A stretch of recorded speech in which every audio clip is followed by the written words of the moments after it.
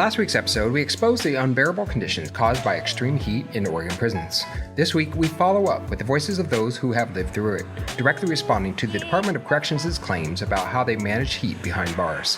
What emerges is a stark divide between policy and reality, and a system that continues to put lives at risk. Coming up next on Trailblazing Justice.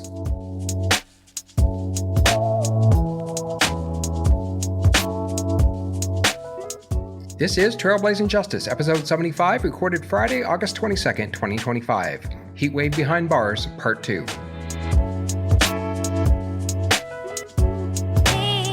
It's time for Trailblazing Justice, the weekly podcast where we discuss civil and criminal rights in Oregon and beyond. Trailblazing Justice is a production of the Oregon Justice Resource Center. Here's Bobbin. Welcome back to another episode of Trailblazing Justice. I'm Bobbin Singh, the Executive Director of the Oregon Justice Resource Center. And we're back this week with Mark Wilson and Angela Kim. If you were listening last week, you would have heard a conversation about extreme weather and heat inside the prisons, in which Mark and Angela discussed their experiences and what they know to be true, and how DOC responds to these extreme heat-related events. In the past week, what we discovered is that the Department of Corrections actually has posted a web page that talks about the response to ambient heat. And in today's conversation, just going to have Mark and Angela kind of provide some of their thoughts in response to what DOC is claiming on their website. But before I do that, I just want to remind everyone, September 11th, Oregon Innocence Project is holding its annual fundraiser. This year, we're hosting Calvin Duncan. Calvin Duncan has a remarkable story and a new book out that was co-authored by Sophie Cole. And tickets are available at our website at the Oregon Innocence Project.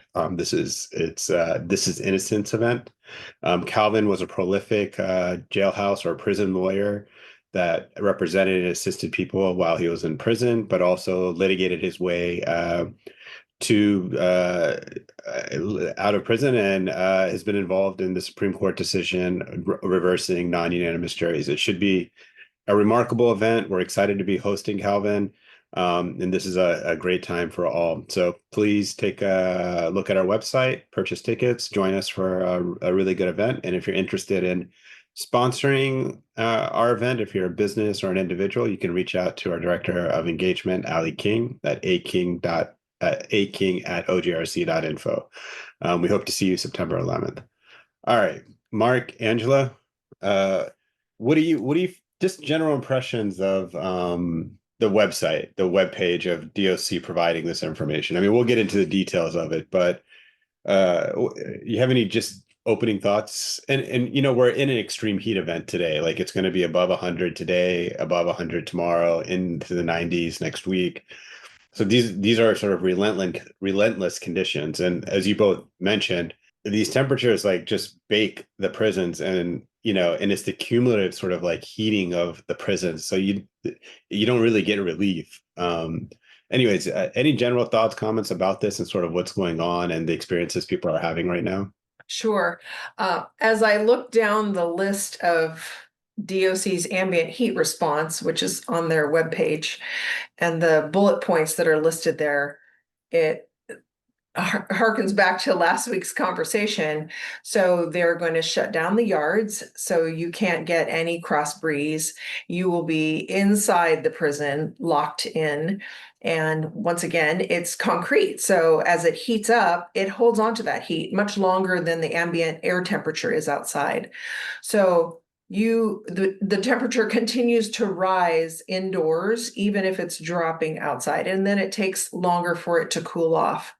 So they even specify that they're going to ensure that doors are kept closed for better system management. And once again, at Coffee Creek, they only cool the housing units with swamp coolers, which is just cold water and air that blows across the cold water. So it's not an air conditioning system.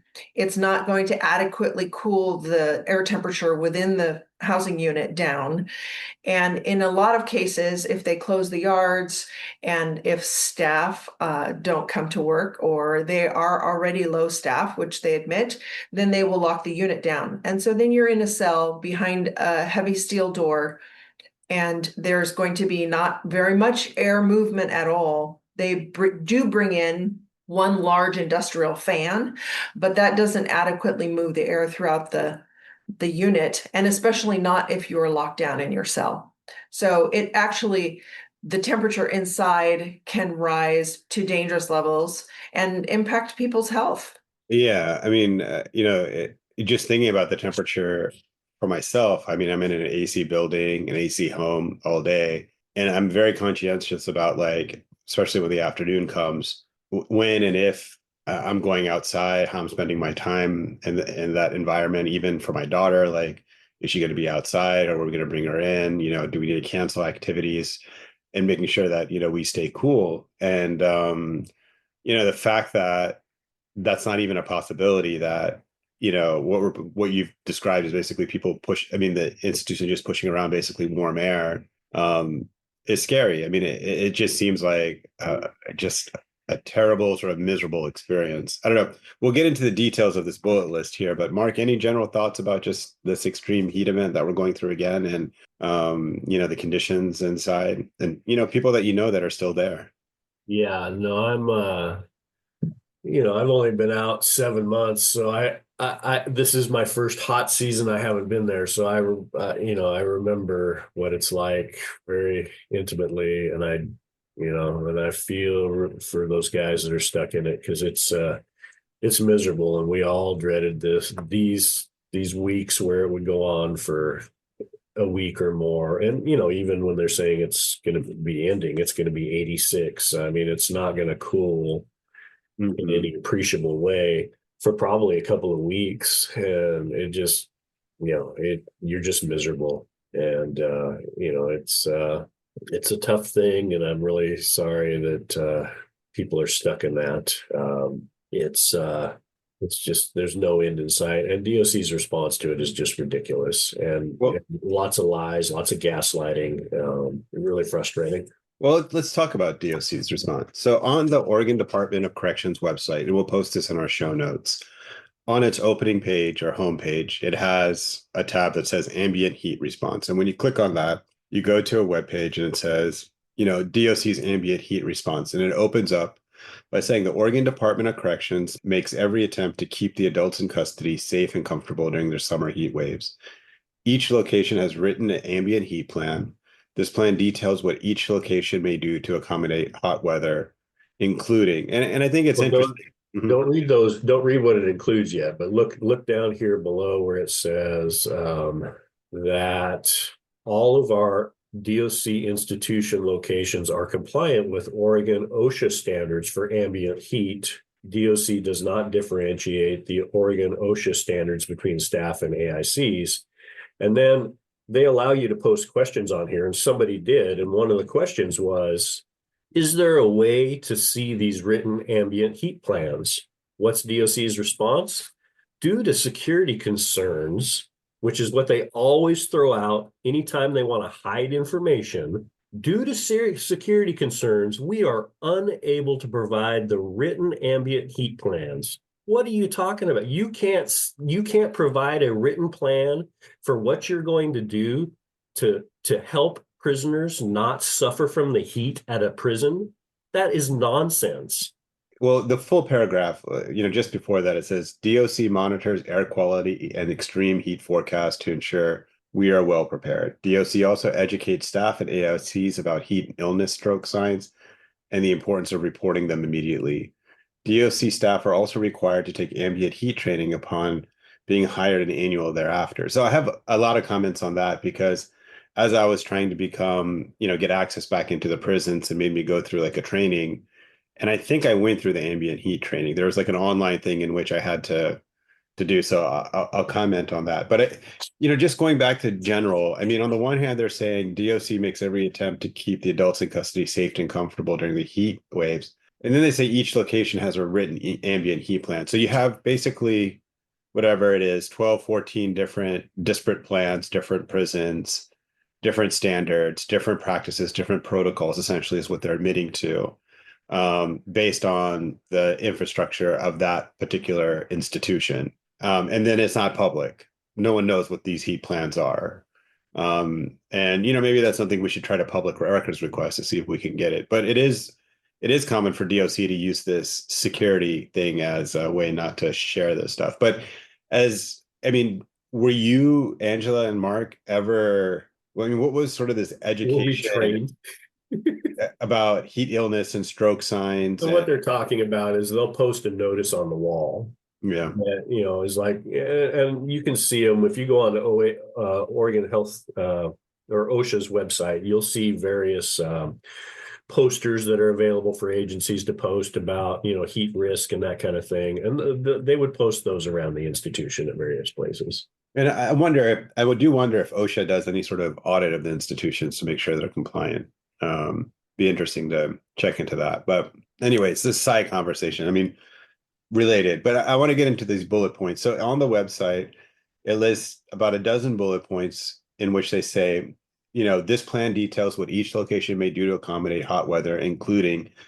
So these including are obviously things that are supposed to be consistent throughout all the institutions, right? So the first one is close outside activities if weather reaches a certain temperature. And they say that that's a benefit, like that's a good thing. Yeah, I think in fact, it's detrimental because most people are going to think, oh yeah, you just stay inside. Well, when you are inside in prison, you're in your cage, and the only way to get out of your cage is to go outside. And as Angela's saying, one of the things that happens a lot of times in the nice days, the hot days, is the guards call in sick and they take time off, and then they don't have the staff available to let you go outside. And so even when they don't close this because of the weather, people can't get out of their cells anyway. And so, what's the problem with people being in their cells?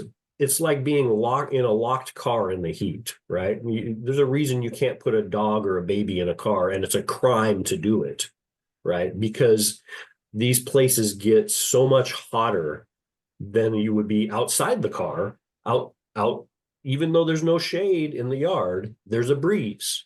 You're able to move around. You're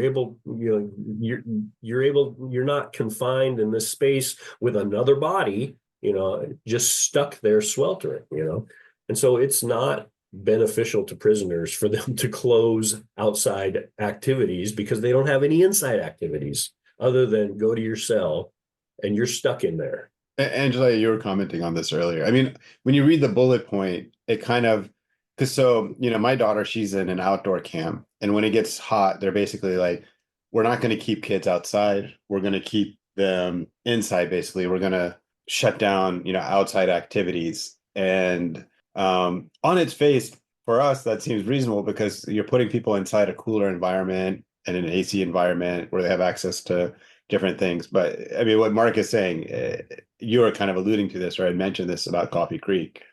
You want to comment on this a little bit more?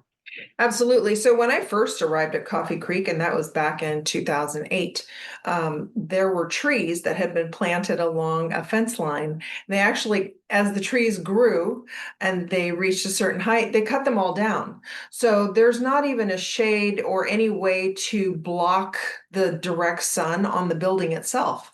And concrete will heat up and hold on to the heat for a long period of time. So you're really baking when they say you can't go outside anymore. Whereas if they provided an outdoor awning, some kind of a shaded area, at least you would have the movement of the air, and they could easily put up those little mister things, which would be extremely cooling for people to stay outside and create their own convection cooling. Once you're indoors and you're locked in your cell, you just don't get any air movement. And so you literally bake. Yeah. I mean, it is a weird conundrum because on the one hand, you're going outside in this like extreme heat weather, but what I hear you both saying is that actually provides relief. Yeah. Being outside in the 100-degree weather actually is relief to what's inside the prison, yes. Which is, this is like a binary that shouldn't exist. This is not the choices that people should be left to. All right, the next bullet point we talked a little bit about last week, but it says provide ice water to staff and adults in custody. Then in parentheses it says Gatorade or electrolyte packets if available. Now, I just want to say, in all the years that we've been doing this, and we've been in conversation with people inside and representing them and working with them, I have never heard once anyone talk about Gatorade or electrolyte packets. Is this something that exists, or is this something that I just missed? We can purchase them Yeah, is that on the right? canteen list. And I believe that the fire crews, if they are deployed, they are given or provided those things. But the average person who's in the institution, you have to purchase your own. See, and that's one of the things about this is that's disingenuous and misleading about this is they always do this where they say we provide this. If they provide it to one prisoner, they make it look like they provide it to everyone, and they don't. And the key here is if available, right? Because that's their go-to. Oh, well, it's not available. Well, guess what? The Gatorade and electrolytes are sure available to their staff. We watch them give them out. We watch them give ice water. And no, they do not give ice water to prisoners. Now, what they'll say is, no, we give them ice, the cup of ice Angela talked about last week, on ice line that we might run at 9 o'clock at night, right? Because we claim that it takes all day for the ice machine to generate enough ice that we can't give you ice during the day. So at 9 or 10 o'clock at night, we'll run an ice line and 200 people can line up for a cup of ice. And so there's your ice that you can pour your water over. So we just provided you ice water at some point during the day. Meanwhile, every 30 minutes to an hour, there's a guard coming in with a cart full of Gatorade, ice water, and probably the electrolyte stuff for the staff, but never for the prisoners. And when they say provide, I mean, Angela, you said that you can get it through, canteen. So, I mean, when they say provided, they also mean it's also an ambiguous term saying for sale, right? Well, Right. It's available for purchase. Let's talk about available for purchase, though. Okay, so if I want to purchase it, I put in a canteen slip at the institution I was at on Wednesday night. 2 weeks later, I'll get it if it was in stock. So how's that helping me? Because I can't just like somebody in the community can just walk out to the 7-Eleven or whatever and get a bottle of Gatorade right now. I might get it in 2 weeks. All right. Well, like I said, I'd never heard of AICs getting Gatorade or electrolyte packets before, so that was news to me. And I think it's helpful to know that it's also a little bit of news to both of you as well. All right. Provide cooling towels. What are these cool? I know we talked a little bit about them, but are these just like lie. Is this like just cotton sheets that they provide, or are these towels that you have, or do they have It like says cooling? right here. So first of all, provide. So they do not provide so a cooling towel. There's a real thing as a cooling towel, and yes, they have sold us cooling towels, and those are incentive level items. So not all prisoners can buy those. And again, and that's outside the regular canteen process. They may have put them on the canteen list by now. I don't think they have. So those are usually done through activities, recreation department. So that's a whole different process where it takes months for you to get your cooling towel and that kind of thing. But what they say here is that if you don't, well, they don't spell it out completely, but if you don't purchase your cooling towel, well, they say down here that they give you hand towels. Yes, you get a regular towel that I guess they're going to call a hand towel because it's not a full-size bath towel, but it's the towel you shower with. It's the towel you keep in yourself for the week before until you turn your laundry in again.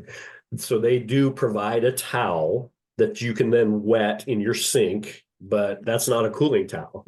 And it lasts for what, 15 minutes or depending on how hot it is. I mean, it's ridiculous. So it's not a cooling towel. And so they give me the opportunity sometimes in some circumstances to purchase a cooling towel. Angela, Coffee Creek, same thing?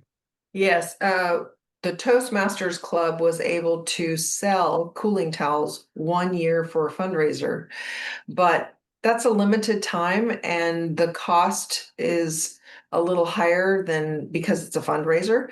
So not everyone can afford to purchase those things, and they're limited to certain incentive levels. You cannot participate in the purchase of it unless you are a certain incentive level. So most people use washcloths that they've bought off Canteen. They've never provided anyone with a free washcloth. We have to buy it in advance. And then depending on the CO, some may say that's not authorized. You can't put that around your neck. That's not part of your uniform. And your shirt shouldn't get wet because, well, why would women want to have wet shirts? So yeah, it can be very problematic. Even though they say that on the website, that's not always how it works out. Yeah. All right. Well, so 3 bullet points, 3 sort of strikeouts on that. All right. Let's see if the fourth one has any merit to it. Provide shade to individuals working outside. What does this Sure mean? how they're doing that. I mean, on the one hand, they're saying they're closing outside activities, but then they're providing shade to individuals working outside. So are there crews working outside? And basically, what do they mean? Do they get to sit under a canopy? Are they sitting under a tree, an There umbrella? are no trees. I've No never tree. seen them erect a canopy for work crews, but I don't know how they claim to be providing shade to someone. I mean, It's a little bit of like an but yeah, act. there are outside work crews. There Yeah. are, I mean, that would be like your grounds crews, that are doing your landscaping, that kind of thing. And so, all your physical plant jobs will have times when they're needed to do things outside. I don't know who else. I mean, there's several different types of jobs, but I don't know how they're providing them shade. I've never seen them provide them shade. I mean, they may let them wear a hat, maybe. That's it, a baseball cap, that's your shade. Yeah, I guess You're that's the laughing, brim yeah. of the cap is the shade, I guess. Yeah. So do you think like what they're trying to suggest here is like if people are working outside on these different crews that they give them I mean, because when I read it as someone not familiar with it, intimately familiar with like the how these things work inside, I'm thinking, oh, there's like a canopy that's been erected and people could sit under the canopy, or there's like trees or something like that where they set up like work rest area or something where people can, drink cool water, be under the shade. I don't know, just something that would be sort of where I go with it. But As Angela said, there are no trees. They cut them all down. So they no. would have to erect a canopy. I've never seen them do that. All right. Well, let's see if the next bullet point has any merit. Alternative work schedules to accommodate the heat of the day. Now, this one sounds reasonable in the sense that if there is like a landscaping crew or something, you'd want to get them out early in the morning, to make sure they're not out there in the afternoon. This seems like something easy that they should be able to do. And I have seen them do that. Yeah. Like the landscaping crews will be out in the morning and don't have to work in the heat of the day, that kind of thing. Yeah, I have seen that. Well, I worked inside the institution, and for 11 years, I worked in the cosmetology school at Coffee Creek.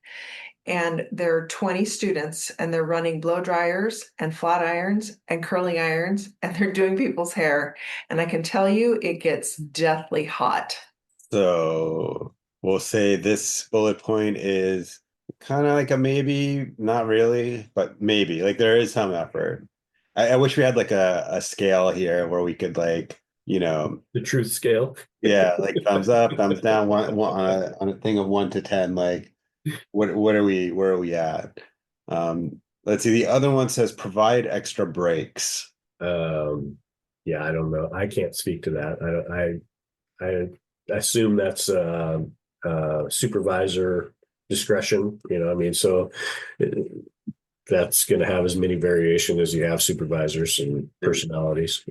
And what would be the extra breaks for? I mean, I assume it's for like crews outside or doing manual labor. I would assume they so. can Yeah. rest and not get too hot. But yeah, all right. That's be my assumption. That's how I'd read that. Yeah. All right. Shut down certain work and recreation areas when applicable. What does this mean? We already talked about shutting down the recreation areas, and that's absolutely happening. Yeah. But the work, I've never seen them shut down work. They want you at your job. Angela's nodding and shaking her head at the same time. Yeah, shutting down the recreation areas, that's a very common practice. Yeah. And not just because of the temperature. They shut it down for any reason, but shutting down work, no. What do they mean by recreation areas? The yard. Well, Yeah. it'll probably be the gym too. At OSCI, we have a gym. multi-purpose is what they call it. And I think EO has one. There's a few other places that have them. So, I mean, I think it's just all recreation areas, and recreation is always one of the first things to go. Whether it's a staffing issue, whatever the issue is, if they're going to shut something down, it's going to be work and education. Rec and education, and it's things that benefit prisoners. We don't have a gym at Coffee Creek, but the aerobics room, which is not available in all of the units, in the incentive units have aerobics rooms, and those rooms are air conditioned. So it's advantageous to sign up to work out and then do a minimal workout just so you can be in a cool space. Do some stretching. Yes. All right. Ensure doors are kept closed for better system management. And Angela, you talked about this at the outset. So I don't even know. I mean, again, like as someone that's not familiar with the infrastructure of prisons, when I read this, ensure doors are kept for better system management, I read it like, okay, we have ACs, we're running the ACs, and we're not opening the doors to ensure like things can stay cool. But this sounds like what you've described, the opposite is happening. And they're acknowledging in their FAQs that are on here that they don't have AC in most of the institutions, right? So, you're closing the doors to shut the airflow down, but you're not turning on AC because you don't have it. Yeah. This has been something that we've gone back and forth with at Coffee Creek. So years ago, the graveyard crew would open all of the unit doors after everyone had gone to bed and leave them open just to cool off the air. They knew that it was hotter inside. So when the air temperature outside would drop, they'd try to, they would put a fan in the doorway and blow in the cool air and just try to cool the units down at night. And then we also had different COs that during the day would open them in the morning and leave the yard doors open so that they could try to cool the units down before it got too hot. And then we were told that could happen no more. First, it was because of a security issue. Then we heard another explanation they came out with was that it somehow affected the HVAC system. And so the doors could no longer be left open anymore. Who knows what the real reason was. I would lean more towards they thought it was more of a security issue, but the doors don't get to stand open, be propped open in any way, shape, or form. And it really, when the doors are open, you can get enough movement of air through the units because the HVAC system is going, the swamp coolers are going, and so you do get air that moves through the circulation system in the facility. But when the doors are closed, it's really minimal. Well, we had a situation like that at OSCI. And again, the unit I was in, 3 tiers, 225 people in there. Top tier is super, super hot. But we had a guard who, it was like on a Saturday morning or Sunday morning, he was willing to open our cell doors for a bit to try to get some airflow into our cells. And when he did, I mean, you can just immediately, as soon as you walk out on the tier, it feels so much cooler than it does in the cell. I mean, it's still hot, but there's such a dramatic difference between in the cell and on the tier that it feels cooler to you. And so this guard was willing to do that and open the cell doors to try to get some airflow going, not for the whole morning, for like 30 minutes or an hour or whatever. And he was told to stop doing that, So, that didn't last long, but it was a really relief when they did do it, though. I just think back to like my first apartment that I had here in Portland. It didn't have AC, and I would do something similar to what you were describing, which is at nighttime when it get really hot. At nighttime, I would open up the windows and throw the fan so it blow the cool air in, and I would use the nighttime to really try to cool down the place, and then shut the windows during the day so the cool air wouldn't escape. But at some point it would get so hot that you just kind of open up just so you can get some airflow, like a breeze going. So yeah, when I hear that ensure doors are kept closed for better system management, I feel like the staff wrote this for staff areas. Yeah. But All right. Next bullet point, ensure fans, swamp coolers, and or air conditioning are being used where possible. So we talked a little bit about this already. Most of it is fans and swamp coolers, not very much air conditioning. Where possible. So they Yeah. acknowledge that there's places where this is not possible. Yeah. And what's possible and what's not possible in prison is really discretionary. And it really is determined by the person in charge. This brings to mind a specific situation. We had one CO who worked on graveyard. So right behind the CO's podium, there's a fan mounted on the wall. So they get constant air movement across them. They to keep them cool. And on graveyard, you're all locked in your cells, and there's one giant industrial fan that will move air through the unit. And it does make a difference. It's not adequate, but it makes a difference. And we did have one CO that would come on and turn it off as soon as he walked into the unit. He said it was too loud and he wouldn't be able to hear if anybody was in distress and needed help. So he would turn it off, and everyone just bitterly complained and groaned, and it was torturous. The flip side of that is the guard that comes in and turns that fan so it further benefits him and not the rest of the unit. And that happens often. All right. And then the last bullet point is communication to staff and AICs about temperatures and process. So is this like basically people telling you it's going to be hot? Does that satisfy the bullet point?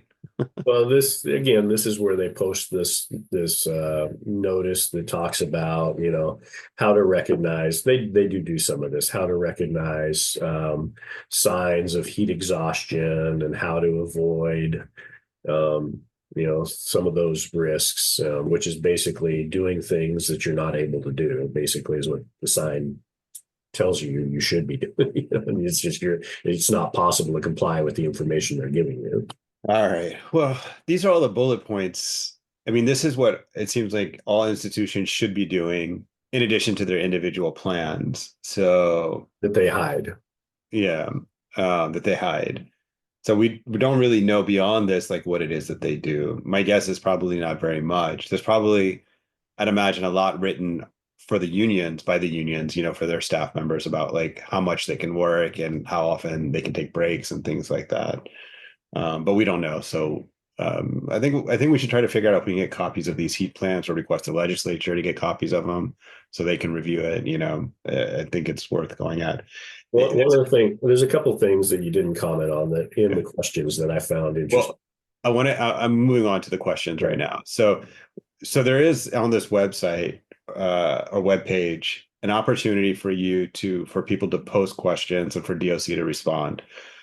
Both Mark and Angela talked about one of the interesting things is you have to sign in or register. Like you have to actually sign up for this to be able to post a question. And can you both speak as to why this would already be a barrier for like family members to want to do this and share with DOC the experiences of people going on? I would think that a lot of family would be reticent to register on this because they don't want their loved one in the institution to be targeted. What do you mean by targeted? I mean, if someone issues like some sort of information, you're talking about potentially like retaliation or some sort of unfavorable treatment, right? Absolutely. Yeah. So yeah, a family member puts something out there about something factually going on inside. Prison officials immediately assume that came from their loved one incarcerated. And yeah, targeted is that prison officials will retaliate, and they do retaliate. And that's something family members are afraid of, even if it doesn't happen. It happens enough that most people are not willing to put to risk that's going to happen to their loved one. And even for the family member who would register and put a question up, they can get targeted also if they come into the visiting room. Yeah, that's true. Well, let's look at these questions. We've talked about some of this already, but the first question on here, and there's only 3 questions with multiple sort of questions within each question, but this one says, the first one is, Is there a way to see written ambient heat plans? You've already discussed and shared that no, for security reasons, that's not possible. Person continues to ask, what is on the list that is provided to AICs without cost? And oops, without cost. So they responded to that. Yeah. And I also have a question. Would you like to sit inside a cell when it's 100 plus degrees outside? It's been said that inside the cell is roughly 10 to 20 degrees hotter than outside. How is it right to keep the AICs inside the institution? Not all prisons have swamp coolers or AC. So why They make did this not change? respond to that. Yeah. So the response is, thank you for your questions. Due to security concerns, one able to provide the written ambient heat plans. As for what items are provided to an AIC free of charge, DOC provides shorts and sleeveless shirts, hand towels that can be wet in cell and sinks to help cool off an electrolyte supplementation. Anyways, I'll let you two jump in on this and help me understand what am I reading? Well, all of the shorts and the sleeveless shirts are navy blue or red. So even the color of the fabric will attract heat. And the fabric itself is not cooling. They're not 100% cotton. They're not thin. So they can be really hot to wear. Interestingly, one of the things that is available for purchase on the canteen are boxer shorts, which are cotton and they are thin. They are available for both men and women to purchase. However, at Coffee Creek, if a woman buys boxer shorts and thinks that she's going to sleep in them, which they look just like any other pair of shorts, they are considered underwear. And so officers will stop and wake you up and tell you to cover up because you're not allowed to wear them. So this again is kind of a misleading response that they provide, in addition to what Angela was just saying. So as for what items are provided to an AIC free of charge, DOC provides shorts. Yes, they do issue one pair of red shorts and sleeveless shirts. No, they do not. At one institution that I'm aware of, OSP, prisoners may purchase sleeveless shirts, but that is not a part of the uniform that they issue you. And I have never in 37 years of incarceration been authorized to wear a sleeveless shirt in prison. And if I tried to wear a sleeveless shirt, if I got a hold of one, I guess, that would be a rule violation. And so, I mean, it's not something I've ever seen except for the prisoners that were able to buy tank tops at OSP. And then, of course, yes, they do issue you, they say a hand towel. They issue you 2 towels a week that you use for washing in your sink, washing in the shower, and you have to turn those towels in each week. And so apparently that's what they're referring to as the hand towel that you can use. So the towel that you're supposed to use for bathing and everything else throughout the week is what they're saying you can wet in your sink and use to cool off. And again, the electrolytes supplementation, I've never seen them provide that when I was there. All right. The next question is, how come they don't have ice at Snake River? Also, the fans that AICs are able to buy for personal use take batteries that cost 51 cents each, and the fans take 4 total, and it only will power the fans for about a day, which is also about a day's wage. What are they supposed to do? Or have you guys completely just forgot about that out there? Out of sight, out of mind. DOC responds, thank you for your questions. At this time, ICE is not available to AICs at SRCI, except for medical use only. As for the issue with using batteries to power personal fans, a charging cord for the personal fans is available for AICs to purchase through commissary if they would prefer to use that instead of batteries. So no ice at Snake River. And this is a prison. Interesting. Yeah. And that's our largest prison. Almost 3,000 people in that facility. And there's just no ice available, period. Why? Just like, really? And again, that's just a choice, because they've got ice in the other prisons. Why don't prisoners in Snake River deserve ice? And it's just unbelievable.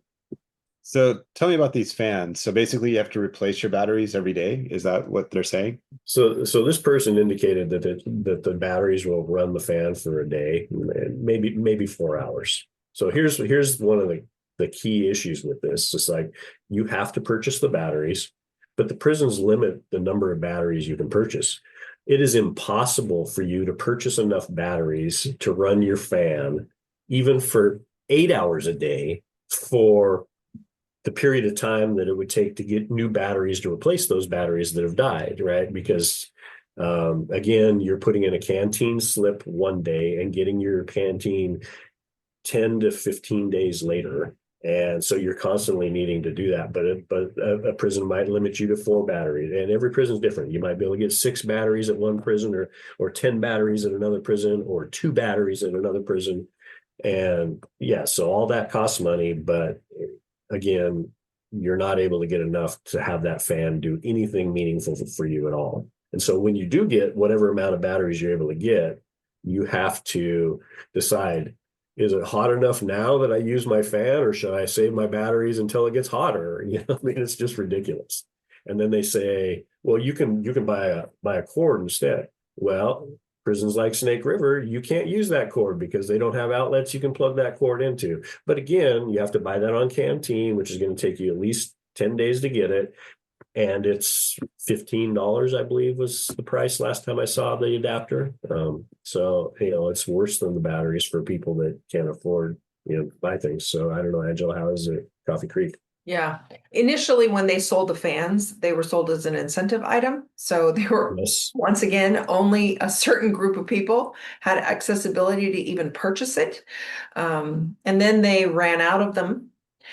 And then they finally brought a charge, you could, the adapter cord that you could buy, but those they run out of routinely. It's really difficult to get a hold of one. And the batteries were only allowed at Coffee Creek 10. You can have a maximum of 10 batteries. How many could you buy at one time? You could have 10 in your possession, but how many could you buy? I think it's written on the canteen slip. I don't remember, but it's written on Usually it's there not what 10. your limit is. Yeah. It's usually you're limited to like 4, and you can only have 10 in your possession or something like that, right? Yeah. All right. Well, I'll come back to a general sort of like frustration that I'm having, both reading the bullet points, this information, the answer to the questions and things like that. But the last question on here, is there any precautions to provide cooling for visitors? At SRCI, visitors line up outside. The extreme weather is very dangerous for visitors sitting up to 45 minutes prior to doors opening. DOC response, thank you for your questions. Currently, to prevent having to wait outside in the heat, entrance to SRCI visiting is opened at the start of the posted visiting times. So this is really loaded here. This is really loaded here. And this is a retaliatory response, I feel. Yeah. Okay, so because what is it? What am I reading here? What is the response even saying? I don't really understand it. So you have a visiting session at each institution, typically about 2 hours long, right? In the morning and then again in the afternoon. And it starts at a set period of time. But family members, because there's so many people and it takes so long to process you in to visit, family members come a half hour before visiting, whatever time. Prison will allow you on grounds, usually a half hour before the visit. Every institution's different about how early before the visit people can start lining up to get in to see their loved one, because they want as much time with their loved one as possible. And if they wait until visiting starts, it might take a half hour or an hour into the visit to get them into the visiting room, and then another half hour to get their visitor out there. And then they have like a 30-minute or a 15-minute visit. So people come early so they can get as much visiting time as possible. DOC's response to this is, well, we're just going to make it so you can't come early anymore then. Because you complained because it was hot. So to me, that's just retaliation. At Coffee Creek, if you drive up to the front of the institution, they have a chain link fence with a gate outside in front of the building. So you can't even walk up to the door unless that's open and they've let you in. So people have to line up in the parking lot waiting. They actually have a waiting room that you could go into and wait, but no one is allowed to go into the waiting room and wait for visiting. You have to wait outside the fence. And this is what they do, regardless of if it's snowing, pouring down rain, heat, it doesn't matter. That this is their standard operating procedure at Coffee Creek. So families are forced to stand outside regardless of what the weather is like. And people will line up early because visiting fills up. There isn't enough room in the visiting room itself. And so routinely you will hear them come through and ask if there's anybody who's willing to end their visit so that other people can come in and visit because they don't have enough space for visiting. So there are people who may have shown up and they will stand. The reason people show up early so that they can actually secure a spot in the visiting room. Otherwise, you may stand out there for an hour or more waiting for someone to leave so you can come and visit your loved one. All right. So, like when we go through this information, just on this one small web page, talking about the ambient heat response, and even the questions, it seems like family members are asking about sort of the unfairness or, in the ways these things aren't sensical. I mean, Mark, you mentioned like the word gaslighting. When I read this and hear your feedback or comments or thoughts on this, I mean, it does feel a little bit like gaslighting. I mean, this is the frustrations we hear from families and AICs constantly about the misleading information that's being put out by DOC. And this is what I can't understand. On the one hand, DOC claims that they're trying to be transparent and communicative, but the information they're communicating seems to be highly misleading or inaccurate. So, I mean, how do families or AICs constantly deal with this when they're reading things like this? I mean, this is kind of worthless, but no one really knows that except for people in the system. I mean, legislators look at I don't this. think this is for families. Yeah. They tell the families whatever they want to tell them, and families have no power, no control over confronting that. I think this is for something else. This is for lawmakers. This is for the media. This is for somebody. This is a lie for people that can't challenge the lie, and the people that know it's a lie can't do anything to challenge it either. And so I don't think they care. I think this is PR. Mm-hmm. Well, and I think even for people who would read this for the face value of it, they really contradict themselves, even if they're saying that they provide shade for workers who are going outside. Then why don't they just put up some shade for the visitors who are waiting to come in to visit?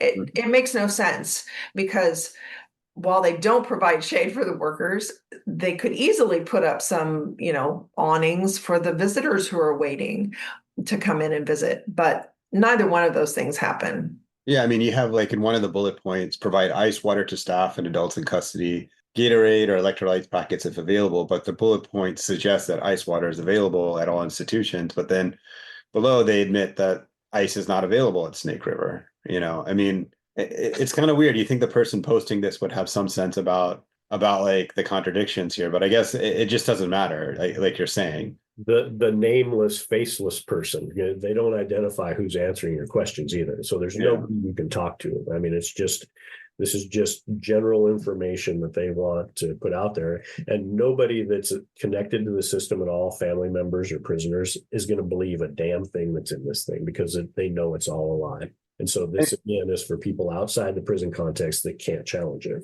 And I guess here's like some of the challenge or frustrations that we talked a little bit about last week is you have these ambient heat response. They put something up like this. And as an organization, like we try to go to legislators or public officials to get their interest in this. And because these are acute events, by the time you can correspond, meet, share this information with someone, the heat event's over. So everything's sort of back to another sort of standard where you don't have to worry about this, and then people kind of move on, right? I mean, it's sort of just like chasing something you can't really catch here. Yep. Yeah. Well, we spent last week talking about the extreme heat event, and then we just wanted to follow up this week because after looking at this webpage, based on the conversations I've had with you and other people in our organization, other AICs, this seemed completely foreign to me, at least some of the things that they were saying. But it was nice. I appreciate, both of you taking the time to kind of walk us through sort of what DOC is saying, what the realities are. And, hopefully, people are listening. But, one of the things I want to make sure, like, we're affirming the realities for people, like the people inside and family members, because I think this would be very frustrating as a family member to know that you have a loved one or a friend that's inside experiencing this, and you keep trying to tell people, and DOC keeps pushing out some different sort of reality or narrative, and then people believe that, and then you just feel like no one's believing you about like what's actually happening. That there must be ice water, there must be shade, there must be AC somewhere. And you're just mistaken. So yeah. Well, I don't have anything hopeful to say at this point or optimistic, except I think it's just really good that we keep continuing to, talk about these experiences and what's really happening in Oregon prisons and to the community members here in Oregon. So I appreciate it. Any last thoughts or comments from either one of you? Well, on days when it's hot and now I have air conditioning, I do think about the people I have left behind and what they're still having to live through almost on a daily basis. It's one of the reasons why I do what I do every day, because nobody should have to live like that. Mark? Yeah, it's just, I hope people care. If this is a matter of, treating people like human beings and having some, compassion for them, having some, imagine your own child in this, and you wouldn't for a second want that, and, people that are stuck in this need help, need relief. And unfortunately, they're not getting that from the prison officials. And I would hope that, the governor, our lawmakers, others in positions of power would begin to start thinking about it in terms of what I want my own loved one to be in this situation and actually caring about it. And the governor can demand change right now. She just chooses not to, and, on this and a host of other, so many other issues. But, and the reason she chooses not to, I feel, is in large part because this is a class of people that, isn't politically popular, doesn't have political power, and it's okay to ignore them and subject them to whatever her staff, as the prison officials, choose to subject them to, whether it's extreme heat or raping female prisoners or denying medical care. There's been plenty of examples of these problems throughout her term that she's been silent on, and, as a voter now for myself, my political power is to vote for people that are going to make some changes. And I hope prisoner families do that. And I hope people that hear about this and care about it that are in our state see that, these people that are in power that are remaining silent on these things don't deserve to be in power. Yeah, trying to chase the politics of this sometimes can be frustrating, and getting public officials and politicians interested in this is a challenge. I think like we saw a brief moment in 2020 after the murder of George Floyd, a national interest and interest by politicians in mass incarceration, the carceral system, the criminal system, because of its legacy and racial injustice and white supremacy. But that, quickly has dissipated. And this is no longer like an issue that people care about anymore, or feel like there's a political consequence to not caring. And I think it is incumbent upon us to try to make sure that there is a political consequence to people not caring. So voting for sure is like one way to create that consequence, and getting more people to vote on these issues is important. But we'll talk more about that issue, I think, in an upcoming episode. But I just want to thank you both, Mark and Angela, for sharing, your experiences. I know sometimes these things aren't easy to, recall and remember. And as you said, Angela, to remember like there are people that you care about still, inside enduring these kind of conditions and having to deal with these experiences. I mean, it sounds very painful and hard, and So I'm just grateful for the two of you. Well, this is another episode of Trailblazing Justice. We'll be back next week with another episode. And don't forget to purchase your ticket to the Oregon Innocence Project fundraiser on September 11th. More information on our website. And thanks to Todd Davila, our producer, for getting the podcast out every week. See you next week.